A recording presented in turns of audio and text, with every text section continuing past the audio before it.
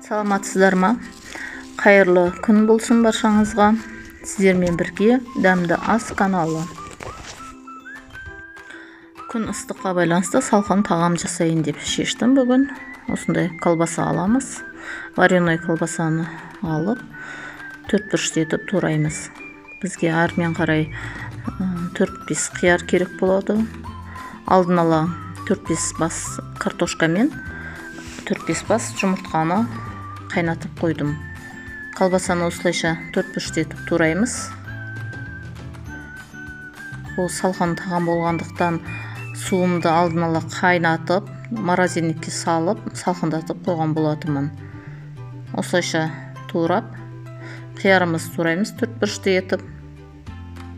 Бұл тағамға әрине редиска деген өсімдік керек болады.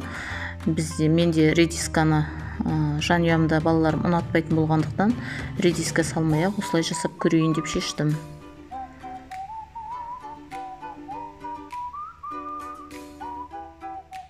Қиярым жуылған болатын. Қиярдың қабығын аршыған жоқпын. Өйткені тағамымызға әдемі түс береді. Осылайша укропты тураймыз майдалап. Көк пиязымызды турап үстінен саламыз. Каналымды қолдап, лайк басып, тіркеліп, қоңыраушаны басып қойыңыздар.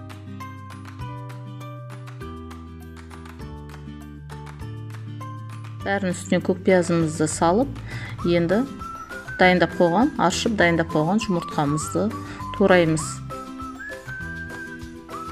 Картошкамды да, картобымды да аршып дайындап қойғам алдын ала.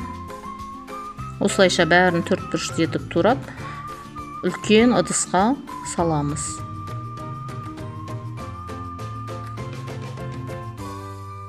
Бәрін салып болғаннан кейін айранымды құйып, үстінен 1 литр су құйдым.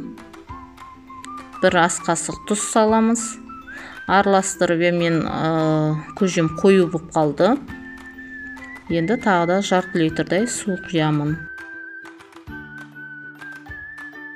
Көжеміз дайын. Бұл салқын көже болғандықтан осы күйімен барлық ішіндегі заттар, піскен заттар, осылайша көженің үстіне мұз салып ішіңіздер болады. Астарыңыз дәмді болсын.